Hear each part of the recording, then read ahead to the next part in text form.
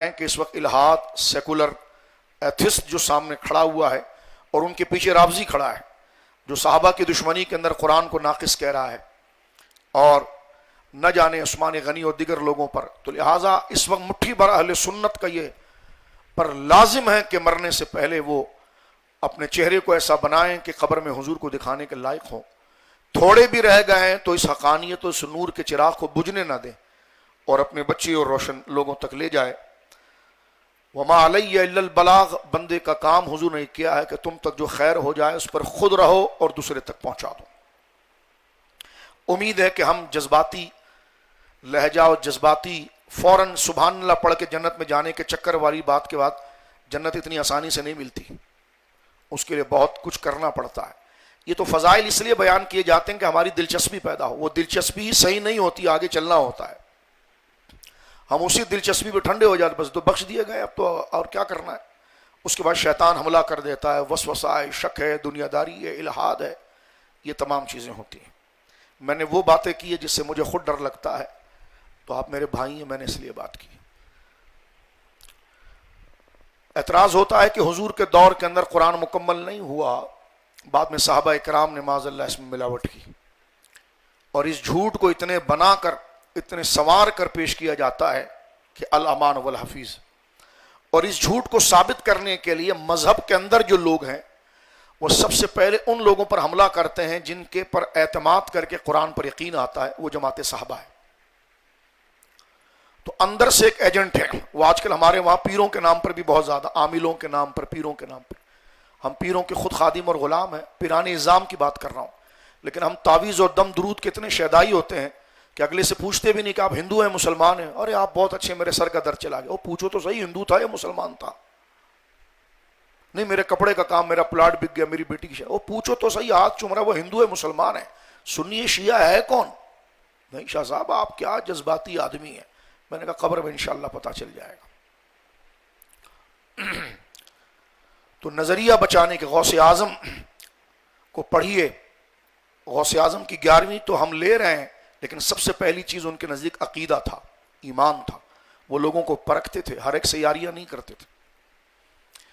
تھوڑی تکلیف بندہ برداشت کر لے لیکن غلط کے ہاتھ اپنا اعتماد نہ دے. خیر اس کی بات ہوتی رہے گی. یہ تھوڑی سی یاد دہانی تھی کہ کاش ہمارے اندر کوئی عمل اور فکر کی تحریک آ جائے، کوئی جذبہ پیدا ہو جائے. قرآن مجید فرقان حمید نے آج اس موضوع کو ہم شروع کر رہے ہیں سورہ عنکبوت کی اس آیت سے. اللہ فرما رہا بل ہوا آیات بینات فی صدور الذین اوتوا العلم، بلکہ ان لوگوں کے سینے میں واضح آیات ہیں جن کو علم دیا گیا. وما یجحد بآیاتنا الا الظالمون، اور ظالموں کو سوائے ہماری آیتوں کے انکار کے کچھ نہیں. جو سوال تھا اس کا جواب قرآن پہلے دے چکا ہے. فرمائی تم کو کس نے کہا کہ قرآن؟ اللہ فرما رہا ہے کہ خود ہمارے بندوں کے سینے میں ہم نے قرآن رکھا ہے. بل ہوا آیات بینات فی صدور، ہماری روشن آیتیں ان کے سینوں میں ہیں. کن کے؟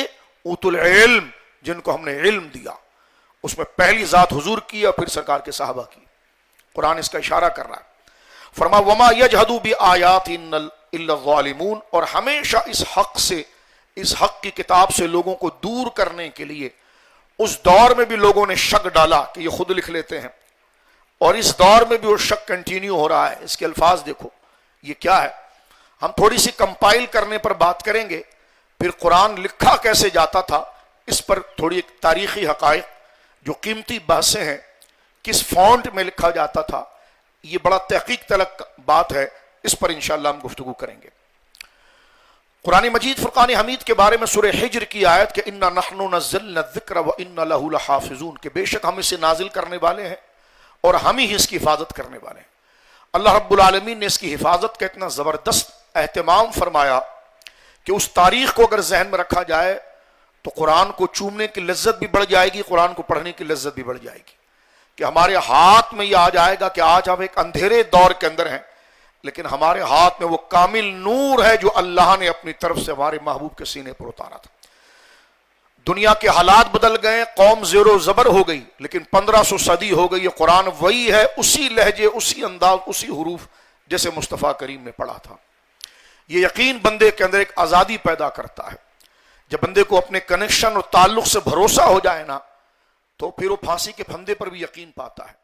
لیکن اگر ابھی اسے اپنے کنیکشن اور تعلق سے اگر اعتماد ہٹ جائے، شک پیدا ہو جائے، تو ساری سہولتیں اس کے لیے کانٹا بن جاتی ہے.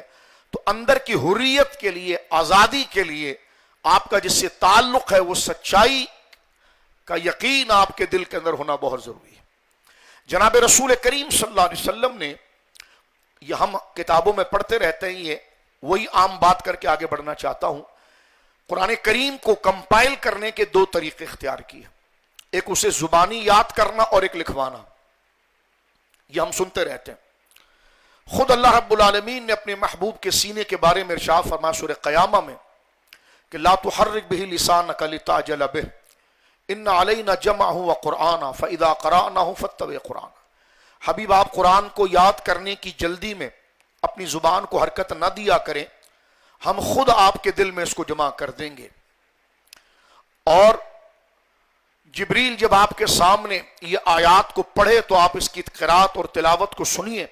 جب وہ چلے جائیں گے تو آپ کے سینے میں بھی ہم اتار دیں گے، آپ کی زبان پر بھی جاری کر دیں گے اور اس کا معنی بھی آپ کو بتا دیں گے.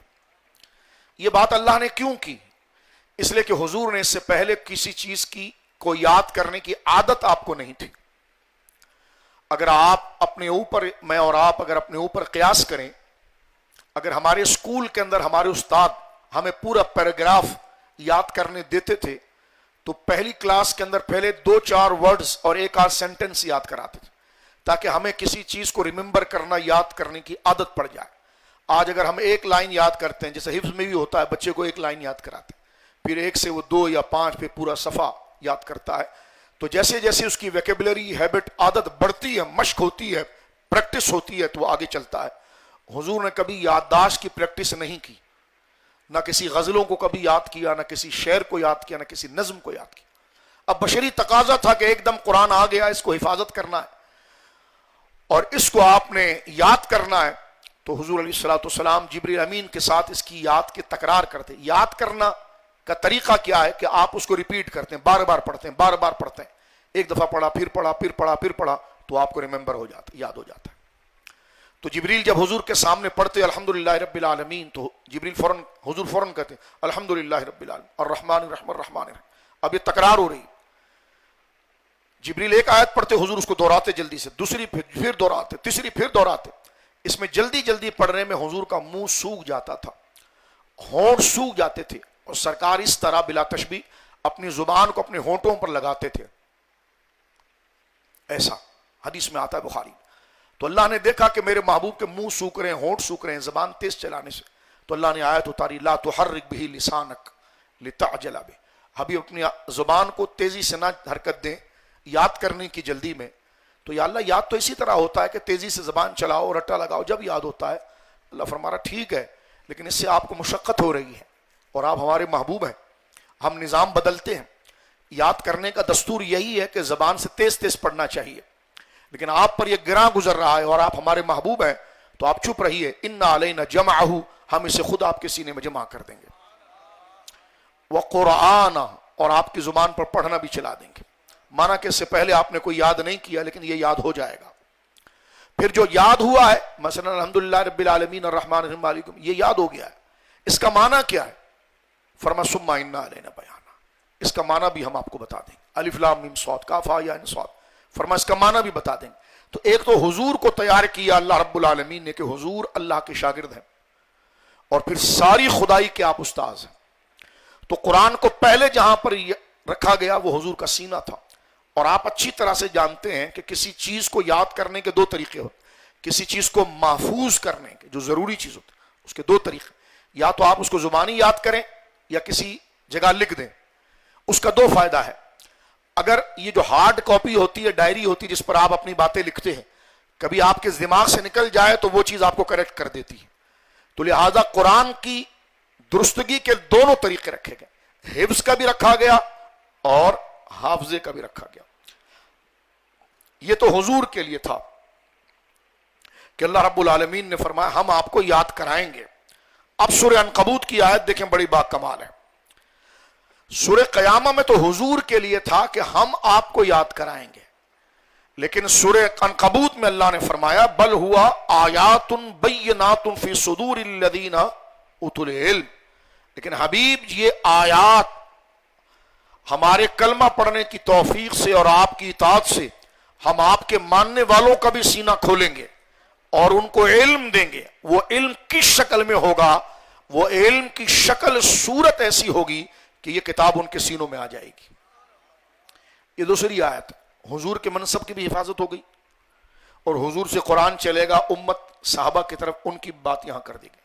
اس آیت کا کیا مطلب ہے اس کو تھوڑا سے سمجھ لیں کیونکہ بچے بھی بیٹھے ہیں، کہ بل ہوا آیات بینات فی صدور الذین، یہ سورہ عنکبوت کی آیت نمبر 49 ہے اور سورہ عنکبوت 21واں پارہ ہے، اور یہ ترتیب مصحف سے جیسے سورہ فاتحہ پہلی سورت ہے، سورہ بقرہ دوسری ہے، تو یہ 29ویں سورت ہے 29، اور اس کی آیت نمبر 49 ہے اور یہ 21ویں پارے میں ہے۔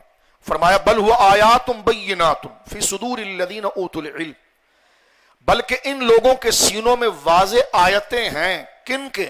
جن کو علم دیا گیا۔ وما یجحد بآیاتنا الا الظالمون، یہ جاہل ظالم جو ہیں یہ ہمیشہ ہماری آیتوں کا انکار کرتے ہیں کیونکہ قرآن سے دور رہتے ہیں۔ اس آیت کا مطلب حضرت سیدنا علی شیر خدا رضی اللہ تعالی عنہ کے خلیفہ برحق اور سلسلہ عالیہ کے بڑے سربراہ حضرت امام حسن بصری رضی اللہ عنہ فرماتے ہیں، اس آیت کا مطلب یہ ہے کہ اس امت، غور سے سنیے، اس امت کو اللہ تعالیٰ نے قرآن مجید زبانی یاد کرنے کی نعمت عطا فرمائی۔ یہ آیت بتا رہی، اس سے پہلی امتیں اپنی کتاب کو یاد نہیں کر سکتی تھی۔ قرآن کے خلاف الٹی سیدھی بات کرنے والے کو کہو یہ تیرے بغل میں جو کتاب ہے ذرا اس کے ایک صفحہ زبانی سنا دے، تو بڑی کتاب اٹھا کر ٹائی لگا کر بڑا سمجھ رہا ہے کہ تو بڑا ہٹلر ہو گیا ہے قرآن پر بات، یہ اپنے ایک صفحہ زبانی سنا دے، تو سنائے گا وہ دوسرے محلے کی دوسری ہوگی، کیتھولک کی دوسری ہوگی تو پروٹسٹنٹ کی دوسری ہوگی تو تیسری، کوئی پڑھنا۔ میں نے کہا ہم ایک بچے کو اٹھائیں گے اور تجھے پورا قرآن کھڑے کھڑے سنا دے گا۔ تو آنکھ والا چیری تیری جوبن کا تماشا دیکھے، دیدائے کور یعنی اندھوں کو کیا نظر آئے کیا دیکھے۔ لیکن شر میں بھی خیر ہوتی ہے، اگر ایسی شرارت نہ ہو تو ہم قرآن سے عشق کیسے کریں گے؟ ان کی شرارتیں سوال قرآن کے اور قریب کرتی ہیں۔ تو امام بصری فرماتے ہیں، حسن بصری، کہ یہ آیت جو ہے سورہ عنکبوت کی آیت نمبر 49 یہ بتا رہی ہے کہ اس امت پر اللہ نے یہ نعمت کی ہے کہ ان کو قرآن زبانی کرنے کی توفیق دی ہے۔ حضرت صد الافاضل کا مجھے ایک واقعہ یاد آ رہا ہے، اعلیٰ حضرت کے خلیفہ اجل بہت بڑے مناظر تھے، اسلام دشمنوں کے ساتھ ان کے کئی مناظرے ہیں، نیٹ پر ان کی کافی کتابیں موجود ہیں۔ ان کا ایک ایسی شنٹو قسم کے آدمی سے مناظرہ تھا جو قرآن پر اعتراض کرنے کے لیے اپنی کتاب اٹھا لایا۔ انہوں نے فرمایا جو بات تو بعد میں ہوگی، پہلے تم اپنی کتاب کا آدھا صفحہ پڑھ دو۔ تو اس کی بانچیں کھولی ہوئی تھی اور وہ حیران تھا، کبھی اپنا لاکٹ ادھر کرتا تھا کبھی ادھر کرتا تھا۔ تو کہا تو اپنی کتاب کو جس کو تو آسمانی کہہ رہا ہے 3 لائن نہیں پڑھ سکتا، ابھی ہم ایک چھوٹے سے بچے کو کھڑا کریں گے پورا قرآن زبانی سنا دے گا۔ تو یہ اعجاز اس امت کا ہے، قرآن کہتا ہے کہ جنہیں ہم نے قرآن یاد کرنے کی نعمت دی ہے۔ آگے ارشاد باری امام حسن بصری فرما رہے ہیں، اس پہلی امتوں میں جتنی کتابیں اتری ہیں کسی نے اس کو زبانی یاد نہیں کی۔ کبھی وقت مختصر ہے، ڈیٹیل میں نہیں جا سکتے۔ حضرت عزیر کو یہودیوں نے خدا کا بیٹا کہا، معاذ اللہ۔ اس کے پیچھے وجہ کیا تھی؟ سوال پیدا ہوتا ہے کہ حضرت عزیر کو خدا کا بیٹا کہنے کی وجہ کیا تھی؟ اس کی وجہ وہی تھی جو قرآن نے بھی ذکر کی ہے۔ حضرت عزیر علیہ السلام کی عمر 40 سال تھی، آپ ایک بستی کے قریب سے گزر رہے تھے، اس بستی کے اوپر اللہ معاف فرمائے عذاب آیا ہوا تھا۔ تو حضرت عزیر نے اس بستی کو دیکھ کر اللہ کی بارگاہ میں عرض کی، یا اللہ کیا یہ دوبارہ زندہ ہو سکتے ہیں؟ تو اللہ نے آپ پر نیند طاری کر دی اور آپ تقریباً 100 سال کے قریب اسی طرح رہے۔ زمانے گزر گئے اور جب اللہ رب العالمین جل وعلا نے آپ کو بیدار کیا تو آپ لوٹ کر گھر آئے، یعنی کئی دہائیاں گزر گئی۔ جب آپ لوٹ کے گھر آئے تو آپ کی باندی بالکل بوڑھی ہو چکی تھی. تو دروازے پر دستک دی. تو کہا کون؟ کہا عزیر. کہا عزیر؟ اتنی دہائیاں گزر گئی ہیں. کہا میں عزیر ہوں. میرا بیٹا کہاں ہے؟ کہا وہ تو فلاں جگہ پر ہے، لوگوں کے مسائل کے متعلق وہ گئے. تو سارے لوگ بیٹھے ہوئے تھے اور آپ کا بیٹا بالکل بوڑھا تھا اور آپ بالکل جوان تھے. تو آپ نے فرمایا کہ میں عزیر ہوں. لوگوں نے کہا یہ عجیب بات ہے کہ بیٹا بالکل بوڑھا ہے اور باپ بالکل جوان ہے. آپ نے فرمایا میرے ساتھ یہ واقعہ ہو گیا تھا. تو اللہ نے اپنی نشانی ظاہر کرنے کے لیے مجھ پر یہ چیز بتائی. میری سواری جو تھی وہ بھی ختم ہو گئی، مٹی ہو گئی، لیکن اللہ نے میرے جسم کو بچایا. تو انہوں نے کہا اچھا عزیر، اگر تم عزیر ہو تو عزیر کو تو پھر پوری جو ہے وہ تورات زبانی یاد تھی. تو فرمایا میں سنا دیتا ہوں. آپ نے پوری تورات سنا دی. تو فرمایا تم خدا نہیں، خدا کے بیٹے ہو. تو وہاں پر یہ اتنی بڑی سعادت کی بات تھی کہ یہ کتاب جس کو یاد ہوئی انہوں نے خدا کا بیٹا کہہ دیا. اور اللہ رب العالمین نے یہ شرف امت مصطفیٰ کے بچے بچے کو عطا فرما کہ حفظ کی یہ دولت عطا فرما. تراویح میں حافظ صاحب پڑھتے ہیں، اللہ زندگی دے، یہ قرآن کو محفوظ کرنے کے لیے امام صاحب قرات کرتے ہیں. تو یہ بار بار پڑھی جاتی ہے، کتاب زبانی پڑھی جاتی ہے. ان کی طرح نہیں ہے کہ جو اتنی اونچی ٹوپی پہن کے ایسے ہل رہے ہیں اور سامنے تسلی نہیں ہو رہی کہ صحیح پڑھ رہا ہوں کہ غلط پڑھ رہا ہوں. اور مسلمان جو پڑھتا ہے تو پتہ چلتا ہے کہ کیا کلام پڑھا جا رہا ہے. چلتی ہوئی فضا رک جاتی ہے اس کے ترنم سے، اس کے لحن سے جو اللہ نے قرآن کی شکل میں عطا فرمائی ہے. اللہ اس نعمت کی ہمیں قدر عطا فرمائے. یہاں سے ایک بات صرف عرض کر دوں، حضرت عزیر دیکھو اللہ رب العالمین اپنے محبوبوں کی شانیں کیسی محفوظ کرتا ہے کہ اتنا لمبا سونے کے بعد بھی آپ کا حافظہ متغیر نہ ہوا، کتاب آپ کو زبانی یاد تھی. تو حضرت حسن بصری کہتے ہیں کہ یہ آیت جو ہے وہ قرآن کریم کے حفظ سے متعلق ہے، جو اللہ نے یہ مقام عطا فرمایا اور فرمایا کہ یہ حافظہ کسی اور امت کو نہیں ملا، یہ صرف قرآن کی خصوصیت ہے اور دنیا میں اس کے لاکھوں نہیں بلکہ کروڑوں حافظ موجود ہیں. اب دنیا کے آخری ایک کونے سے دوسرے کونے پر چلے جائیں، قرآن کے خلاف بک بک کرنے والے یا مودی گورنمنٹ سے ٹکڑا لے کر اسلام کے خلاف کہ پہلے ہم عبدالسلام تھے ابھی ہم جگت رام ہو گئے ہیں تو ہم اسلام کو چھوڑ چکے ہیں. تو ہم نے کہا بھائی جہنم بھی تو بھرنی ہے الیاذ باللہ. اور ہم تو پورا آپ کا ڈیبیٹ سنتے ہیں کہ آپ بولتے کیا ہو، تمہیں اتنا حوصلہ ہے. میں نے کہا ہمارے پاس قرآن ہے، یہ قرآن ہمیں حوصلہ دیتا ہے کہ بولو جو تم کو بولنا ہے، اور ہم کیا کریں گے، یہ قرآن تمہاری ایک ایک جھوٹ کی نقاب کشائی کر دیتا ہے. تو اس وقت جو ہے سوشل میڈیا پر مرتدین جو پہلے مسلمانوں کے گھر پیدا ہوئے لیکن ان کے اندر کچھ کمی تھی، کمزوری تھی، چاہیے تھا کہ اس پر دین کا پورا نظام لاتے، لیکن جب علماء نے ان کو ڈانٹ ڈپٹ کی یہ نہیں کرو یہ نہیں کرو تو تکبر میں آ کر انہوں نے اسلام ہی چھوڑ دیا. بھائی تمہیں شراب کی اجازت تو نہیں دی جا سکتی، تمہیں یہ تو نہیں کہا جا سکتا کہ مسجد میں آ کر پیشاب کرو، تمہیں کہا جائے گا پیشاب خانہ ادھر ہے، جاؤ ادھر جا کے کرو. تو کہے گا آپ نے ہمیں منع کر دیا تو اسلام میں بڑی شدت ہے، تو میں تو ان کے پاس جاؤں گا جو گائے متر پیتے، تم مسجد کے منع، تم اب اپنی مرضی سے چلے گئے. تو اس کا تم نقصان کس پر اتار رہے ہیں؟ دین اسلام پر. اور پھر باقاعدہ طور پر اسلام دشمن جو فکری لڑائی ہم سے لڑتا ہے، سوشل میڈیا میں باقاعدہ طور پر ان کی ویڈیوز کو آگے رکھا جاتا ہے. آپ سوچتے ہیں موبائل پر وہ ویڈیو آ جاتی ہے. اور ہماری ایک یہ بھی میں گفتگو کر رہا ہوں تو اب اس پر کتنے چیک لگے ہوئے ہوں گے اور کہاں کہاں سے دیکھ رہا ہے کہ یہ کیا بول رہا ہے. ہم بولیں گے، بالکل بولیں گے، اس لیے کہ جیسے قرآن جیسی نعمت مل جائے تو اس کے لیے جان دینا بھی اس کے لیے بہت آسان ہو جاتا ہے کہ جو نعمت قرآن کی ہے. اللہ آزمائش سے محفوظ فرمائے. تو اللہ رب العالمین کے پیارے محبوب صلی اللہ علیہ وسلم کے اس فرمان کا، قرآن کا خلاصہ بیان فرمایا جا رہا ہے کہ یہ قرآن اسی طرح اہل علم کے سینوں میں ہوگا، اور اس اہل علم سے مراد رسول اللہ کے صحابہ ہیں اور پھر امت کے معلمین ہیں اور پھر قیامت تک آنے والے حافظ قرآن ہیں. تو جناب رسول کریم صلی اللہ علیہ وسلم نے قرآن کریم کی حفظ کا یہ اہتمام فرمایا. تھوڑا سے آگے چلتے ہیں. قرآن کو یاد کرانے کی وجہ اس لیے بھی امت کے لیے آسان ہو گئی کہ جب وہ اللہ پر ایمان لے آئے، ایک بندہ جب اللہ پر ایمان لائے اور جب ایمان لے آتا ہے تو ایمان محبت اور عشق کا کشتہ ہوتا ہے، کیونکہ ایمان یقین کو کہتے ہیں، بن دیکھے کا یقین، اور بن دیکھے کا یقین محبت کے بغیر نہیں ہو سکتا. حضور کہہ رہے ہیں جنت ہے، ہم نے نہیں دیکھی، جی ہے، ہم ایمان لائے. اللہ ہے، ہم نے نہیں دیکھا، ہاں ہے، ہم ایمان لائے. قیامت ہے، ہم نے نہیں دیکھی، حضور نے کہا ہم نے ایمان لائے.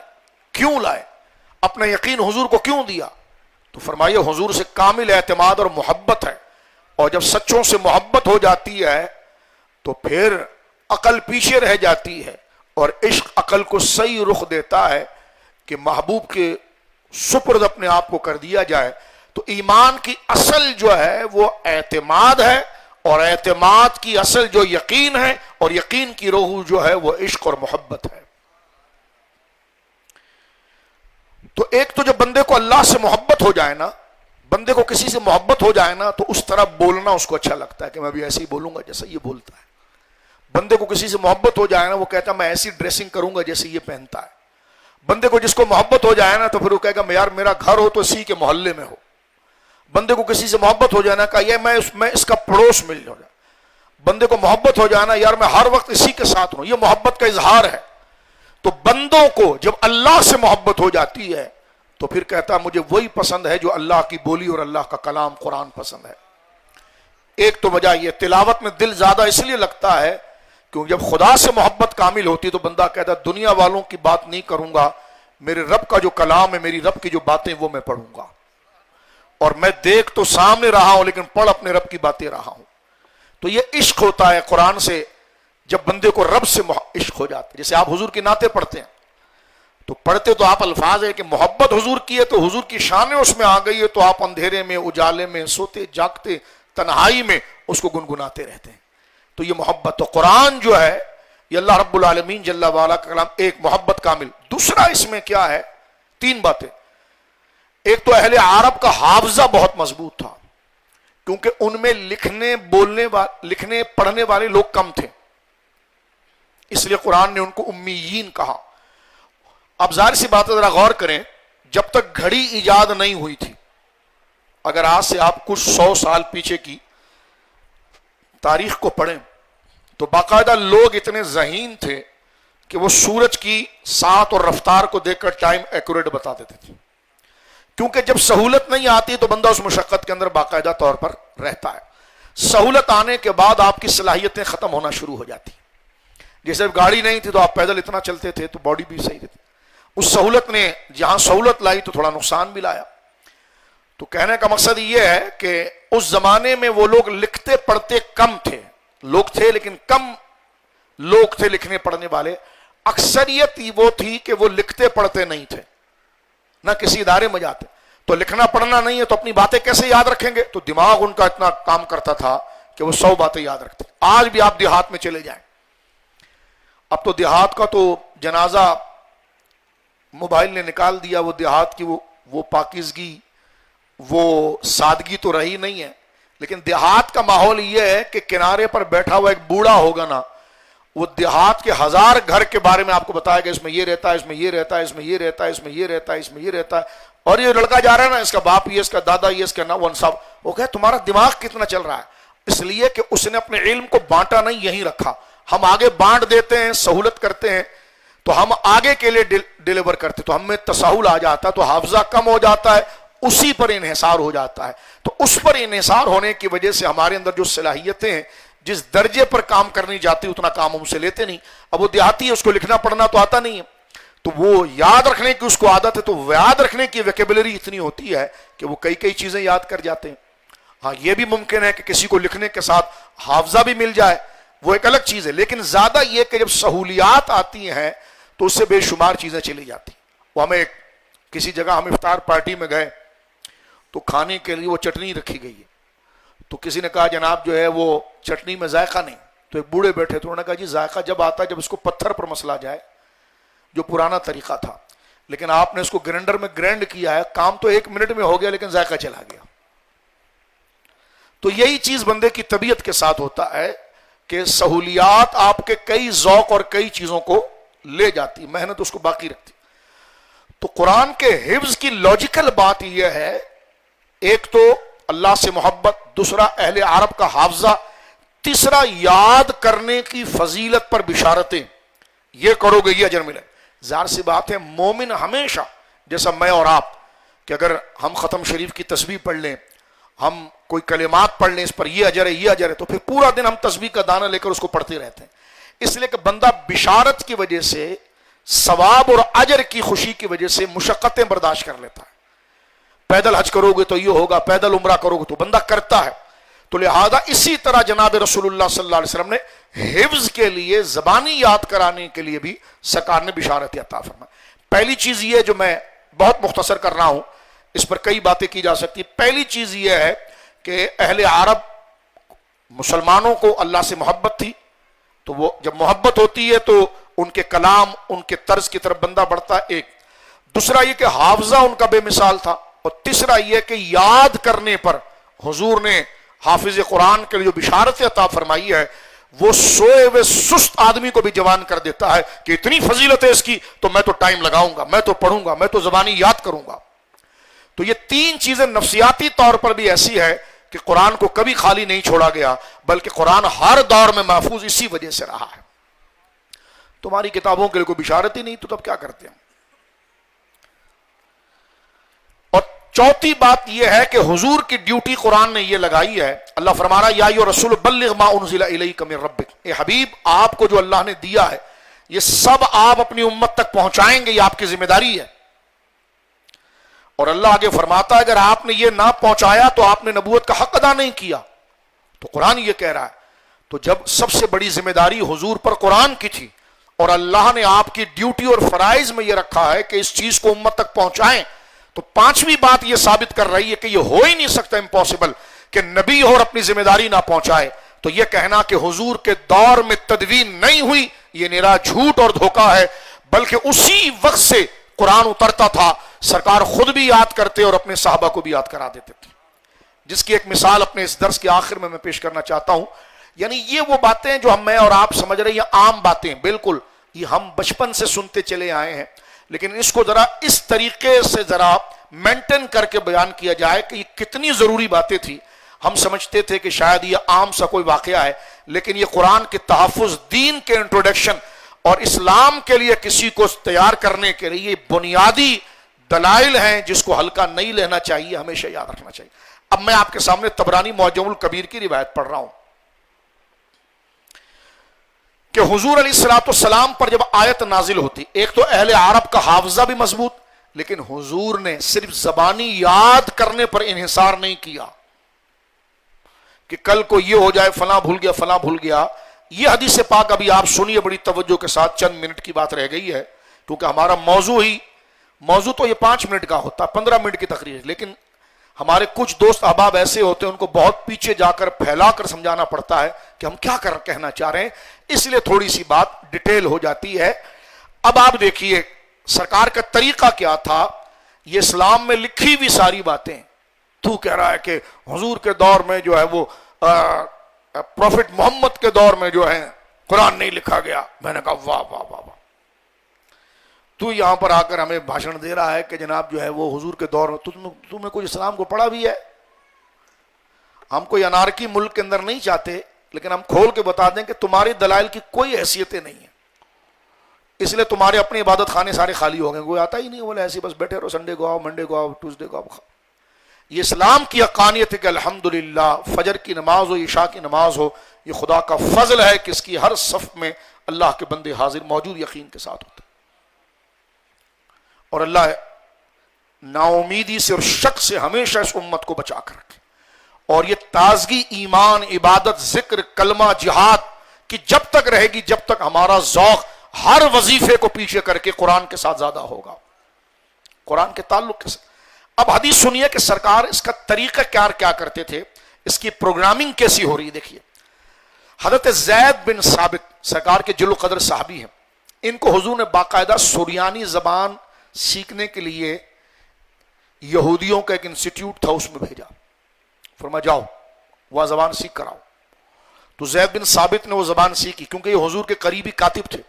تو سرکار جب باہر ممالک میں خط لکھواتے تھے تو عرب کے لیے تو ہو گیا, لیکن ان کے لیے جیسے رومیوں کو لکھوایا, نجاشیوں کو لکھوایا, تو یہ وہ ذہین تھے جو اپنی زبان, لہذا اس لیے اسلام کے اندر جو موجودہ زبانیں ہیں اس پر عبور رکھنا بھی ضروری تھا, کہ اردو بول رہے ہیں لوگ، زیادہ انگریزی جانتے ہیں، تو آپ کے پاس انگریزی مبلغ بھی ہونے چاہیے، یا آپ کے تلامذہ کے اندر اتنے ہونے چاہیے جن کو اس زبان پر مہارت ہے۔ عربی ہے تو اہل عرب تلامذہ یا ایسے لوگ ہونے چاہیے تاکہ یہ چیز ٹرانسلیٹ ہو کر وہاں تک پہنچ سکے، آپ کا میسج ڈیلیور ہو سکے ان کی مادری زبان کے اندر۔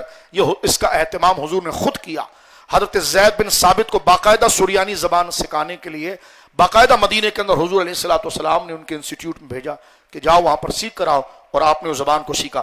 حضرت زید بن ثابت یہ بہت جلیل القدر صحابی ہیں، وقت بہت مختصر ہے، بس اتنا سمجھیے جلیل القدر صحابی، آگے بات آئے گی۔ یہ اپنا ایک واقعہ بیان کر رہے ہیں، حدیث طبرانی معجم الکبیر میں، بڑی توجہ کے ساتھ سنیے۔ فرما کنت اکتب الوحی لرسول اللہ صلی اللہ علیہ وسلم وکان اذا نزل اخذته برخاء شدیدۃ وارق ارقا شدیدا مثل الجمان ثم سری عنه فكنت ادخل بقطعة العصب او كسرة فاكتب وهو يملي علي فلم افرغ حتى تكاد رجلي تنكسر من ثقل القرآن۔ فرماتے ہیں میں رسول کریم صلی اللہ علیہ وسلم کے لیے وحی کی کتابت کرتا تھا، یہ ثبوت ہے۔ اس زمانے میں تو کوئی لکھنا نہیں جانتا تھا، میں نے کہا حدیث سن لو، وہ زمانہ بھی بتا دیتے ہیں آپ کو، وہ بھی بتاتے ہیں، تسلی کرائیں گے آپ کو۔ آپ صرف ٹرمپ صاحب کی ایڈ پر یہاں کام کرو، آپ چھوڑو ان چیزوں کو، لیکن انشاءاللہ ہم بھی موجود ہیں اللہ کے فضل سے۔ فرما کنت اکتب الوحی لرسول اللہ صلی اللہ علیہ وسلم، میں رسول کریم صلی اللہ علیہ وسلم کے ساتھ وحی کی کتابت کرتا تھا۔ وَكَانَ إِذَا نَزَلَ عَلَيْهِ أَخَذَتُ بِالرُّحَاءِ، جب حضور پر وحی نازل ہوتی تھی تو آپ کو سخت گرمی لگنے لگتی تھی، قرآن کا جلال، سخت سردی بھی ہونا تو حضور کو گرمی لگتی تھی، یعنی کیفیت حضور پر۔ اور ایک کیفیت ایسی ہے جو مستدرک کے اندر موجود ہے کہ ایک صحابی حضرت عمر کو کہتے تھے آپ حضور کے ساتھ سفر میں ہوتے ہو، جب حضور پر وحی آئے نا تو آپ مجھے بتانا کہ اس وقت حضور پر کیفیت کیا ہوتی ہے۔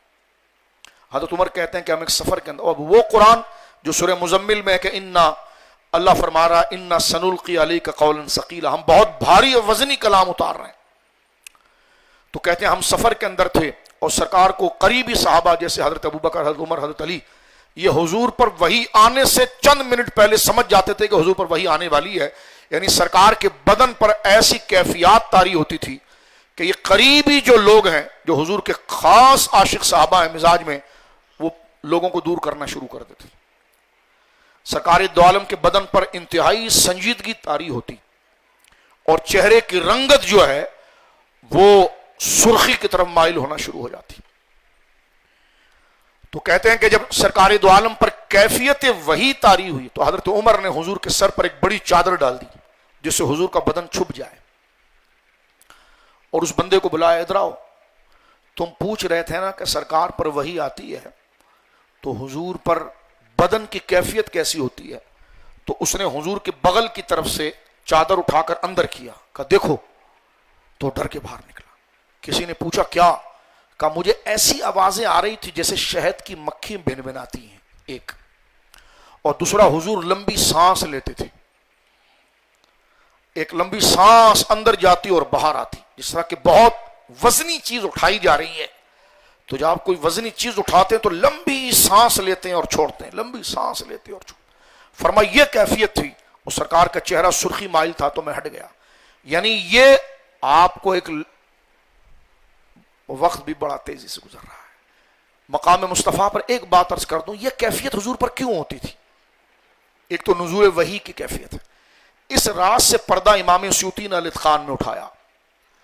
الاتقان جو ہے وہ قرآن کے علوم پر زبردست کتاب ہے، یعنی امام سیوطی کا انتقال ہوا ہے 911 ہجری اور ابھی ہے 1447 ہجری، 500 سال تک قرآن، آج قرآن پر باقاعدہ جو قانون ہے نا وہ الاتقان ہے۔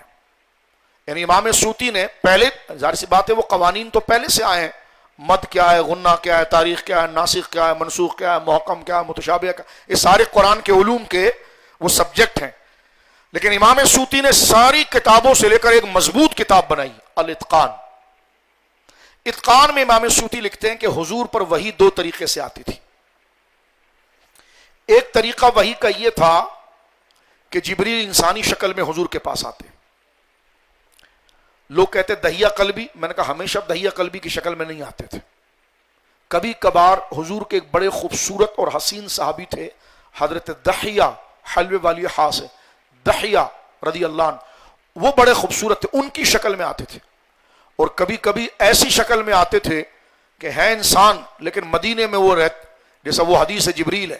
حضرت عمر کہتے ایک بندہ آیا بڑا حسین و جمیل تھا، مدینے کا بھی نہیں تھا، اگر مسافر تھا تو نہ کپڑے پر کوئی گرد ہے نہ غبار ہے، زلفیں بھی صحیح ہیں، بالکل تر و تازہ ہے. آ گیا حضور کے ساتھ گھٹنے سے گھٹنا لگا کر بیٹھ گیا اور حضور سے کہا مل ایمان ہو مل اسلام ہو. تو حضرت عمر کہتے ہیں میں بڑا حیران ہوں یار، یہ بندہ کون ہے تو مسافر، رہنے والا مدینے کا نہیں ہے لیکن مسافر لگتا بھی نہیں ہے، کپڑے صاف ستھرے ہیں، داڑھی ایسے جیسا غسل کر کے ابھی داڑھی پر کوئی تیل لگایا ہے، کوئی چمک لگائی ہے، بالکل تازہ ہے. تو یہاں پر پتا چلا، اگر ملا علی قاری لکھتے ہیں کہ دحیہ قلبی کی شکل میں آئے ہوتے تو حضرت عمر پہچان جاتے. تو حضرت جبریل ہمیشہ حضرت دحیہ کی شکل میں نہیں آتے تھے، کبھی ایسی شکل میں آتے تھے کہ ہوتے تھے عام نارمل انسان کی طرح، لیکن وہ بندہ مدینے میں نہیں ہوتا تھا.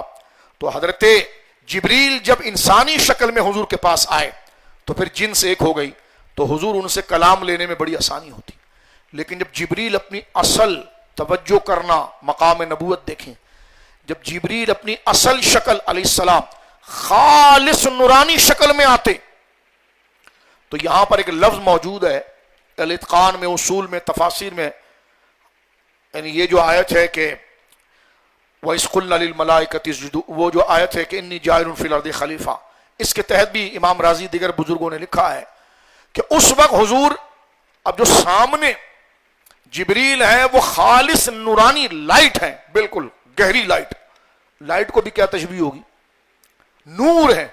اب حضور سامنے، تو سرکار ان سے اخذ کیسے کریں گے، یہ کنورزیشن کیسے ہوگا؟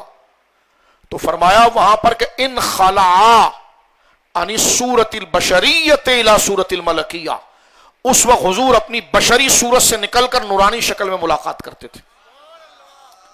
اور یہاں سے جواب سن کر دل پر ہمیشہ رکھ لیجئے مسلمانوں، نبی میں اگر نورانیت نہ ہو تو وہی لے نہیں سکتا، اور نبی میں بشریت نہ ہو تو وہی دے نہیں سکتا. نبی میں اگر بشریت نہ ہو تو بندہ آگے سے ان سے استفادہ نہیں کر سکتا، کیونکہ سامنے انسان بیٹھے ہیں. اگر حضور میں بشریت نہیں ہوگی تو بشر استفادہ کیسے کرے گا، اور اگر حضور میں نورانیت نہیں ہوگی تو جبریل سے استفادہ کیسے کریں گے؟ اس لیے اہل سنت صحیح سمجھے ہیں کہ آپ کا باطن نور ہے اور ظاہر بشر ہے. تو فرما ان خلعا ینخلع انخلاع کا معنی ہوتا ہے کپڑے اتار دینا، یہ عربی زبان میں کہتے ہیں لباس اتارنے کو. انخلع ینخلع انخلاع کا معنی ہوتا ہے کپڑے اتارنا، جامہ اتارنا. تو وہاں لفظ موجود ہے انخلع عن صورت البشریت الی صورت الملکیہ.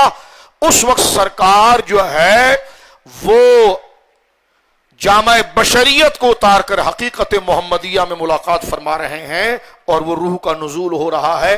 اس لیے قرآن نے فرمایا قد جاءکم من اللہ نور وکتاب مبین. تو اب آپ دیکھیے کہ یہی صحابی، اس حدیث پر ہم بات کو ختم کرتے ہیں، آئندہ درس آگے انشاءاللہ کنٹینیو کریں گے. فرما کنت اکتب الوحی، یہ ثبوت میں لا رہا ہوں، قرآن کی آیات میں خود جواب موجود ہے کہ حضور زبانی یاد کر لیتے تھے. آیات میں ثبوت موجود ہے کہ یہ نہیں کہ حضرت ابوبکر کے دور میں، حضور ہی کی دور میں پورا قرآن جمع ہوا. یہ دماغ میں بٹھائیے. دشمن بہانہ یہ کرتا ہے کہ حضور کے دور میں تو بس سرکار چلے گئے. وہ کسی نے لکھا کہ حضور کی تو ساری توجہ جہاد پر تھی، کتاب پر تو تھی نہیں. جب آپ نے پردہ فرمایا تو کتاب تو منتشر تھی، یہ تو صحابہ نے اپنی طرف. یہ سارا نرا جھوٹ ہے.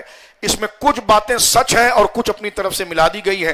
سچ اب کیا ہے بھائی، ہمارا ایشو ہے نا، ہم مسلمان ہیں نا، ہمارا موضوع ہے، ہم آپ کو بتا رہے ہیں اور ہماری دلائل پر پھر آپ جرا کریں.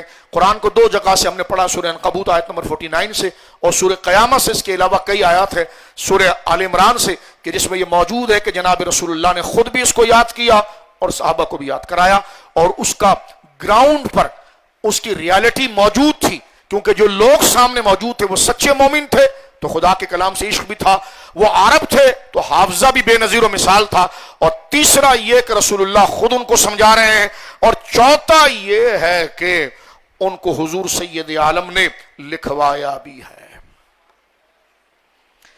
اب اس پر دلیل پر میں یہ آیت آپ کے سامنے پڑھ رہا ہوں اور بات کو ختم کر رہا ہوں۔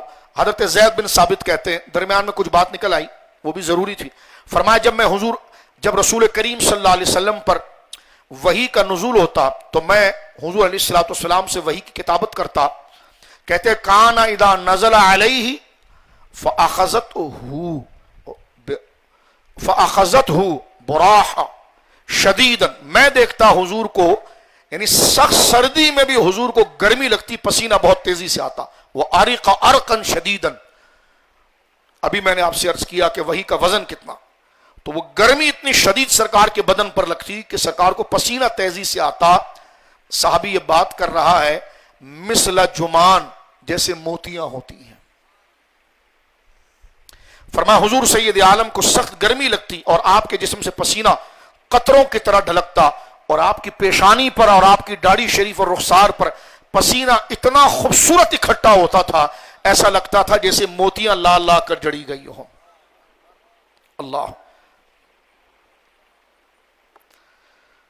اعلی حضرت نے وہ لکھا ہے نا کہ چمن طیبہ میں سنبل جو سوارے گیسو، اس نعت کو جو پوری ترتیب کے ساتھ اعلی حضرت لائیں اسی کیفیت سے لائیں کہ تیل کی بوندیں ٹپکتی نہیں بالوں سے رضا، صبح عارس پہ لٹاتے ہیں ستارے گیسو۔ تو صحابی یہ کہہ رہے ہیں کہ جناب حضور کے چہرے مبارکہ پر وہ پسینے موتیوں کی طرح تھے، اور پھر جب وحی کی کیفیت ختم ہو جاتی، اب سنیں جو ہماری بات، تو میں مونڈے ہوئے اونٹ کی ہڈیاں، بالخصوص اس کا جو کوہان ہوتا ہے، اس سے پہلے بھی ہم نے عرض کیا ہے کوہان، یہ آگے چل کر وہ تمام چیزیں ہم ذکر کریں گے کہ کس پر وحی لکھی جاتی تھی۔ کاغذ جو ہے عرب میں خاص طور پر یہ 704 عیسوی میں پہنچا ہے۔ حجاج بن یوسف کے دور میں کاغذ عام ہوا ہے، اس سے پہلے لکھنے کے ایسے کہتے ہیں اس دور کاغذ نہیں تھا، تو میں نے کہا تمہاری بائبل کس پر لکھی ہوئی تھی؟ ہمارا قرآن نہیں تھا، تو میں ادھر آنا نہیں چاہتا، فادر رہنے دو ذرا اس کو، ہمارے ملک کے حالات ایسے نہیں کرتے، بغیر مائی کے کبھی ہمارے ساتھ بیٹھے تو ہم تمہیں بتائیں، ابھی نہیں کرو ایسا۔ کہتے کہ جناب جو ہے وہ ہم جہاں لگے ہوئے کالے پیلے پر ادھر ہی لگے رہنے دو، تمہارے لیے بھاری ہو جائیں گے ہم۔ تو کہتے جی قرآن کہاں سے لکھ لیا؟ تو میں نے کہا تو نے یہ کہاں سے لکھ لیا تھا؟ جہاں سے تو نے وہ لکھا وہیں سے قرآن لکھا گیا ہے۔ بھائی تمہارے بھی تو ڈاکومنٹس لکھے جاتے تھے، تمہارے بھی تو کاروباری چیزیں لکھی جاتی تھی، تمہارے بھی تو رسم و رواج لکھے جاتے تھے، اس کو ہم الگ سے ذکر کریں گے۔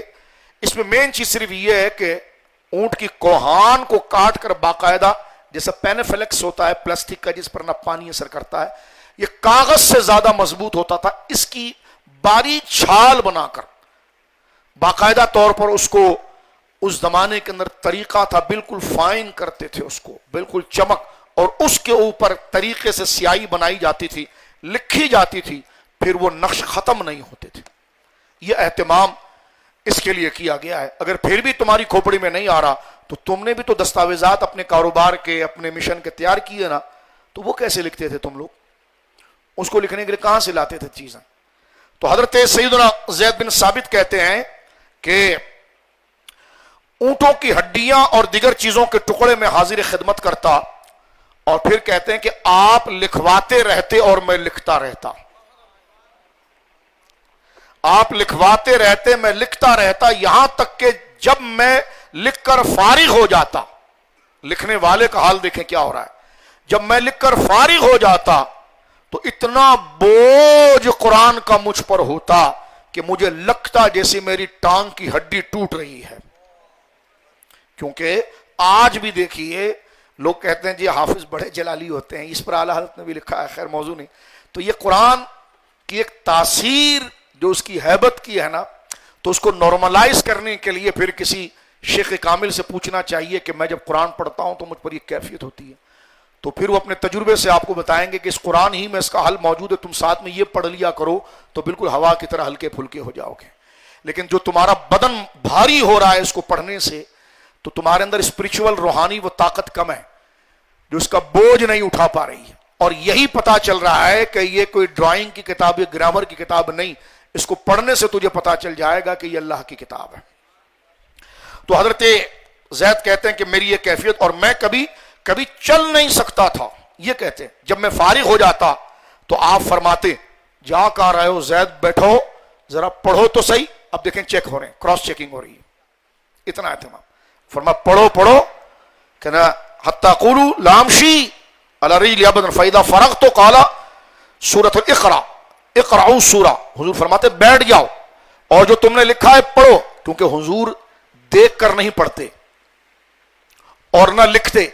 اب دیکھیں لکھوایا ان سے ہے اور پھر حضور اپنی آنکھوں کو بند کر کے فرماتے اب پڑھو تم نے کیا لکھا ہے. یہاں تو پہلے یاد ہو چکا ہے، اب آگے اس کی ہارڈ کاپی تیار ہو رہی ہے، تو پھر فرماتے ہیں اس میں سے حضور علیہ الصلوۃ والسلام مجھے پڑھاتے، میں پڑھ کر سناتا. فرماتے ہیں فَإِن كَانَ فِي سَقَطٌ أَقَامَهُ، اگر میرے لکھنے میں کوئی چھوٹی بہت کمزوری ہوتی تو فرما حضور اصلاح فرما دیتے. تو یہ حضور کے دور میں ہو رہا ہے، ابو بکر صدیق کے دور میں نہیں، یہ حضور کے دور میں ہو رہا ہے. اور پھر فرما، یہ بہت قیمتی باتیں میرے دوستوں، فرمایا ثم اخرجوا الى الناس، پھر جب حضور بالکل پھر کہتے اچھا آپ دوبارہ پڑھو، تو جب میں دوبارہ پڑھ لیتا تو حضور مطمئن ہوتے، فرمایا ہاں اب جاؤ فلاں کو لکھوا دو، فلاں کو لکھوا دو، فلاں کو لکھوا دو، فلاں کو لکھوا دو. یہ اہتمام حضور علیہ الصلوۃ والسلام اس کا فرماتے کہ تم نے لکھ لیا ہے اب تم جاؤ فلاں کو لکھواؤ، فلاں کو لکھواؤ، فلاں کو لکھواؤ. یہاں سے دو باتیں ثابت ہو گئی اور بات ختم. ایک تو حضور نے لہجہ بھی سکھایا اور اس کا فونٹ، اس کی تحریر کیسی ہوگی یہ بھی بتایا. وقت رہے گا تو میں ایک نشست رسم الخط پر ہم کریں گے کہ قرآن کا رسم الخط کیسا تھا. یعنی دیکھیے واو جو ہوتا ہے نا، جیسے کہنا قالو، یہ واو جو نا خود جمع کے لیے آتا ہے. اگر الف حمزہ نہ بھی لگائیں وصلی تو ایک حمزہ اصلی ہوتا ہے ایک وصلی ہوتا ہے، ایک گرتا نہیں گر جاتا ہے. جیسا آپ اہدنا کا حمزہ جو ہے یہ وصلی ہے، تو آپ نہدنس پڑھتے ہیں تو حمزہ گر جاتا ہے. تو ایاک نعبد و ایاک نستعین، نو اہدنس نہیں پڑھتے آپ، یہ نون کو ڈائریکٹ ہاتھ سے ملا دیتے تو حمزہ گر گیا. یہ حمزہ وصلی ہے، لیکن ایک حمزہ قطعی ہوتا ہے وہ گرتا نہیں ہے، اس کو آپ پڑھتے ہیں. یہ تجوید کی ابتدائی کلاسوں کے اندر آپ قواعد کے اندر آپ پڑھتے رہتے ہیں. تو قرآن کے کیونکہ یہ بات اس لیے ضروری سنیے آپ کہ حضرت عثمان غنی نے جس ہینڈ رائٹنگ میں لکھوایا تھا اور دیگر رائٹنگز والے مصائف کو ختم کیا تھا، تو کہتے ہیں وہ مصائف کیوں ختم کیے، اس کا جواب آئے گا. ایک وجہ تو یہ تھی اس میں سے کہ جس طرح جس انداز میں فونٹ الفاظ حضور نے لکھوائے تھے وہی انداز پر پھر تیسری خلافت کے اندر حضرت سیدنا عثمان غنی نے لکھوائے. جیسے واو خود جمع کے لیے آتا ہے، لیکن حضور کے لکھائے ہوئے قرآن کے اندر آپ دیکھتے ہیں، یعنی جو حضور نے آج بھی آپ دیکھیے تو اس کے آگے الف وصلی لگا ہوتا ہے، یعنی قاف علی زبر قا، لام واپس لو، پھر آگے الف بھی ہوگا. ایک چھوٹی سی مثال میں نے ایک موٹی سی آپ کو دے دی. تو یہ الف کیسے لگ رہا ہے، تو حضور یہ بھی چیک کرتے تھے، بتاؤ تم نے کیا لکھا.